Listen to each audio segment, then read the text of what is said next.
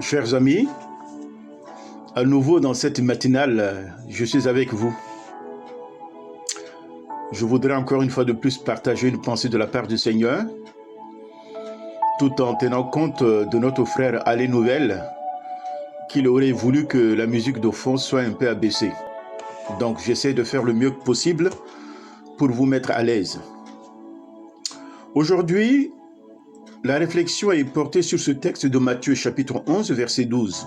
Je cite, « Le royaume des cieux est forcé, et ce sont les violents qui s'en emparent. » Ah oui, certains me diront qu'ils n'aiment pas la violence. Moi aussi, je n'aime pas la violence. Mais tout dépend quel genre de violence est-il question. Le prince de la paix est venu dans ce monde pour proclamer le bonheur aux hommes et la paix sur la terre. Mais alors, comme aujourd'hui, les hommes ont refusé d'entrer dans son royaume. Ils sont d'accord avec une certaine forme de piété. Mais dès que Dieu veut régner sur eux et leur imposer sa volonté révélée par sa parole, il y a guerre et conflit, voire même des divisions. Sachant qu'il sera vaincu dans cette guerre, notre ennemi Satan, dont j'ai parlé dans une autre capsule, allez sur le site ERE-ALES, vous aurez cette capsule-là sur l'entité diabolique.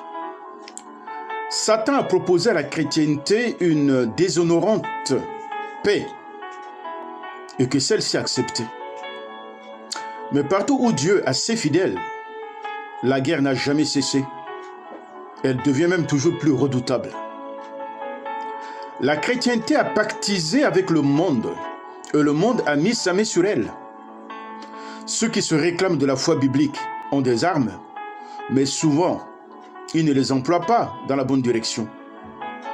Ils possèdent l'épée de l'esprit qui est la parole de Dieu et parfois ne combattent pas. Ils mettent leur épée dans leur fourreau. Le royaume des cieux est forcé, dit la parole de Dieu, et ce sont les violents qui s'en emparent. Quel appel! Sommes-nous de ces violents qui, par la puissance de l'amour de Dieu, assiègent les forteresses de Satan et prennent d'assaut des âmes?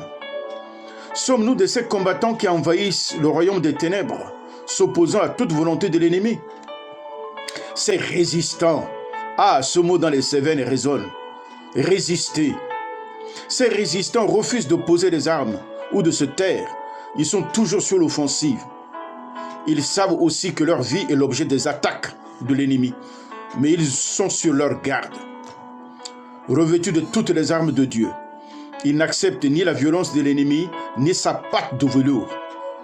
Ils ne montrent aucune occasion pour défendre l'honneur de leur Seigneur. Qu'il en soit de même pour nous, chers amis. Que Dieu nous donne d'être de tels combattants, toujours en éveil, mais qu'il nous garde aussi de tous zèle charnel, car cela nous guette si souvent. Si nous avons peu de force par nature, il nous donne sa force pour nous emparer des situations créées par l'ennemi et saisir les opportunités de témoignage. Laissons-nous examiner et juger par cette parole, afin que le Seigneur puisse transformer notre vie.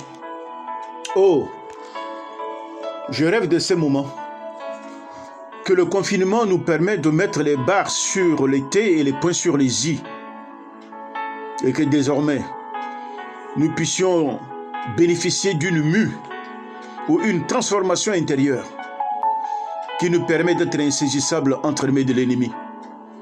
Que nous soyons de véritables vents, le souffle, qui passe même par le trou d'une aiguille. Allez, soyez bénis. Bonne journée à vous. C'était votre serviteur, Samuel Kabo. Je vous embrasse. À bientôt.